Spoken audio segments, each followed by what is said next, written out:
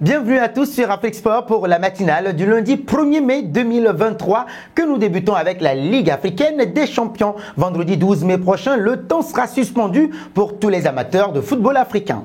Les 4 équipes encore en lice se disputeront en effet une place en finale de la Ligue des champions africaine. 5e demi-finale consécutive pour le club du Wydad Casablanca. Tenant du titre, les Marocains tenteront de réitérer leur performance de la saison dernière en prenant une option sur la qualification d'un match aller face à Mamelodi Sundowns D1 Afrique du Sud, leader de leur championnat sud-africain. Les joueurs de Mamelodi Sundowns ont remporté la Ligue des champions africaine en 2016 pour la dernière et unique fois. L'autre affiche, ce sera ES Tunis face à Al Ahly. Là aussi, il s'agit d'un grand classique. Les deux équipes ont en effet l'habitude de s'affronter dans la plus prestigieuse des compétitions continentales pour un club africain. En 2018, l'Espérance de Tunis l'emportait devant Al Ahly après avoir pourtant perdu un match aller 3-1. Alors que les deux manches aller se disputeront donc le week-end du 12 et 13 mai prochain, le retour aura lieu une semaine plus tard, les 19 et 20 mai. Un passage auprès du Paris Saint-Germain. Cet été, le marché des transferts s'annonce s'animer pour Achraf Hakimi, le défenseur de 24 ans du Paris Saint-Germain, attirant les convoitises de plusieurs clubs, notamment en Premier League. Les dirigeants parisiens seraient prêts à étudier les offres pour leurs joueurs frustrés par leur manque de succès européen. Selon les informations divulguées par Football Insider, Manchester United a pris de l'avance sur Chelsea pour recruter le Marocain. Les Blues suivraient pourtant le Parisien depuis longtemps. Toutefois, les Londoniens éprouveraient des difficultés à faire une offre financière suffisante. Les Red Devils seraient prêts à débourser entre 50 et 60 millions d'euros pour s'offrir Hakimi. Erik ten Hag ferait du renfort du côté droit de sa défense l'une de ses préoccupations majeures. Hakimi serait quant à lui ouvert à un transfert vers la Premier League si le Paris Saint-Germain le poussait vers la sortie. Le joueur privilégierait une équipe participant à la C1, ce qui ne serait pas le cas de Chelsea. Le club londonien vit une saison décevante, se situant en deuxième partie de tableau, sans qualification européenne en vue. Nous voici arrivés à l'instant quiz avec 3 indices pour connaître notre joueur mystère du jour. Premier indice, je suis un milieu de terrain de 28 ans de la Série A. Deuxième indice, j'ai déjà joué pour Toulouse et le Paris Saint-Germain. Troisième indice, ma mère est mon agent. Qui suis-je? Vos réponses sont attendues en commentaire. Nos félicitations à tous ceux qui ont répondu. Jordan Ayew lors de la dernière matinale. C'était le joueur à trouver puisqu'il est un attaquant de 31 ans de la Premier League qui a déjà joué pour l'OM et disputé 5 CAN. Un bond au Maroc. L'équipe du Maroc a de la cote auprès des jeunes cracks binationaux. Après Bilal El Kanous, 18 ans, KRC Genk, c'est peut-être au tour de la pépite de 15 ans, Lamine Yamal, FC Barcelone, de rejoindre les récents demi-finalistes de la Coupe du Monde 2022.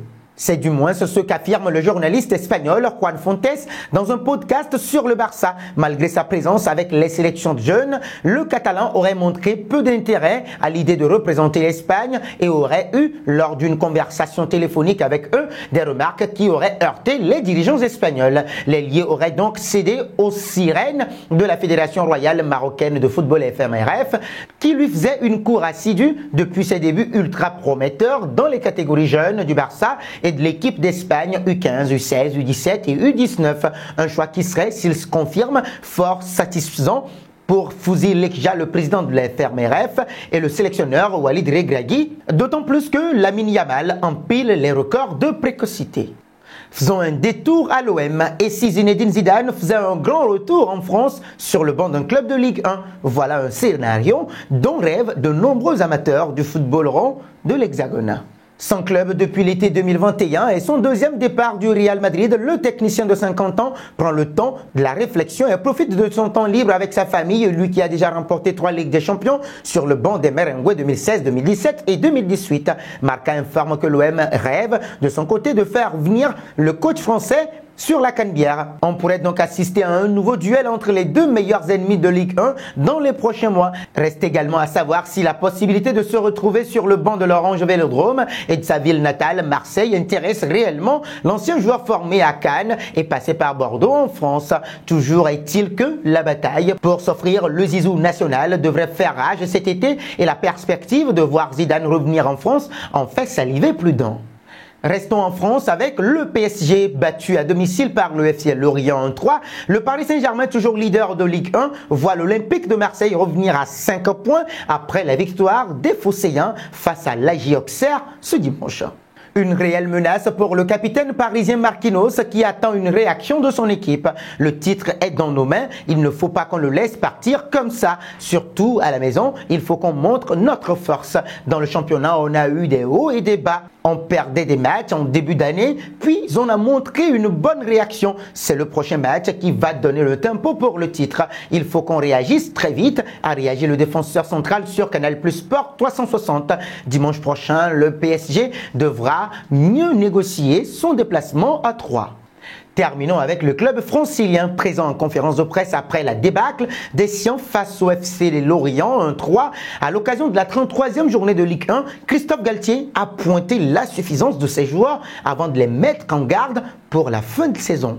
Un coup de gueule que certains verront d'un mauvais œil tant les choix du technicien parisien sont discutables et discutés. Décevant individuellement, plombé par le carton rouge d'Achraf Hakimi et incapable de réagir collectivement, le club de la capitale a aussi enregistré sa 6e défaite en championnat. De quoi agacer Christophe Galtier, présent en conférence de presse après la rencontre.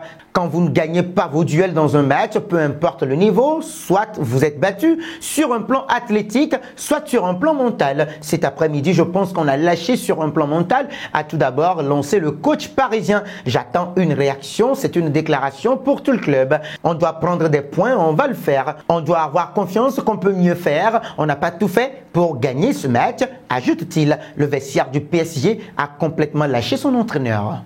Et nous arrivons au terme de cette matinale que nous bouclons avec la question du jour. Pensez-vous que l'OM peut aller rattraper le Paris Saint-Germain avant la fin de saison? Vos réactions sont attendues en commentaire. Mais en attendant, n'hésitez surtout pas de vous abonner sur Afrique Sport et d'actionner la cloche de notification pour ne rien manquer du football continental et international.